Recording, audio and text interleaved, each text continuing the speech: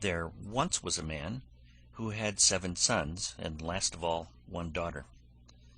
Although the little girl was very pretty, she was so weak and small that they thought she could not live. But they said she should at once be christened. So the father sent one of his sons in haste to the spring to get some water, but the other 6 ran with him. Each wanted to be first at drawing the water, and so they were in such a hurry that all let their pitchers fall into the well, and they stood very foolishly looking at one another, and did not know what to do, for none dared go home. In the meantime the father was uneasy, and could not tell what made the young men stay so long. "Surely," said he, "the whole 7 must have forgotten themselves over some game of play." And when he had waited still longer, and yet they did not come, he flew into a rage, and wished them all turned into ravens. Scarcely had he spoken these words when he heard a croaking over his head, and looked up and saw 7 ravens as black as coal flying round and round.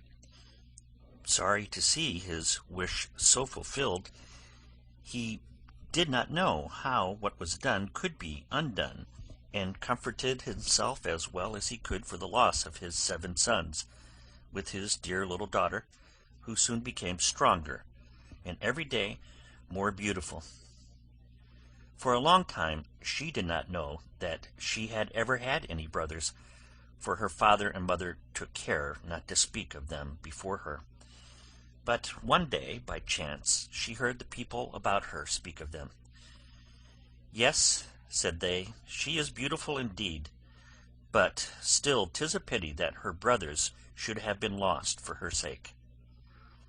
Then she was much grieved, and went to her father and mother, and asked if she had any brothers, and what had become of them. So they dared no longer hide the truth from her, but said it was the will of heaven, and that her birth was only the innocent cause of it. But the little girl mourned sadly about it every day, and thought herself bound to do all she could to bring her brothers back, and she neither had rest nor ease, till at length one day she stole away, and set out into the wide world to find her brothers, wherever they might be, and free them, whatever it might cost her. She took nothing with her but a little ring which her father and mother had given her, a loaf of bread in case she should be hungry, a little pitcher of water in case she should be thirsty, and a little stool to rest upon when she should be weary.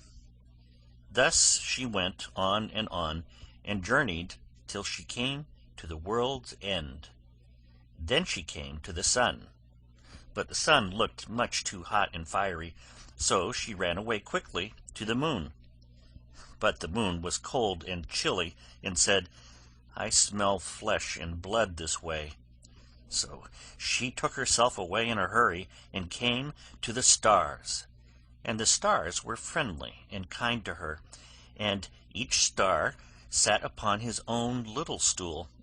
But the morning star rose up and gave her a little piece of wood, and said, "If you have not this little piece of wood, you cannot unlock the castle that stands on the glass mountain, and there your brothers live." The little girl took the piece of wood, rolled it up in a little cloth, and went on again until she came to the glass mountain, and found the door shut. Then she felt for the little piece of wood, but when she unwrapped the cloth, it was not there, and she saw she had lost the gift of the good stars. What was to be done? She wanted to save her brothers, and had no key of the castle of the glass mountain. So this faithful little sister took a knife out of her pocket and cut off her little finger, that was just the size of the piece of wood she had lost, and put it in the door and opened it. As she went in, a little dwarf came up to her and said, "What are you seeking for?" "I seek for my brothers, the 7 ravens," answered she. Then the dwarf said, "My masters are not at home, but if you will wait till they come, pray step in." Now the little dwarf was getting their dinner ready, and he brought their food upon 7 little plates, and their drink in 7 little glasses, and set them up upon the table, and out of each little plate their sister ate a small piece, and out of each little glass she drank a small drop, but she let the ring that she had brought with her fall into the last glass. On a sudden she heard a fluttering and croaking in the air, and the dwarf said, "Here come my masters." When they came in, they wanted to eat and drink, and looked for their little plates and glasses. Then said one after the other, "Who has eaten from my little plate, and who's been drinking out of my little glass? Caw, caw, well I ween, mortal lips have this way been."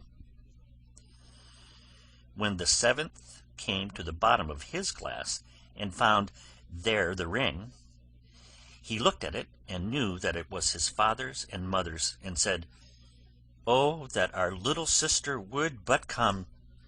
Then we should be free."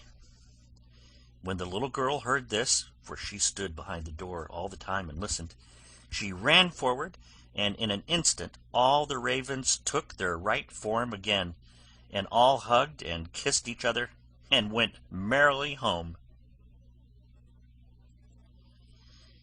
End of The 7 Ravens.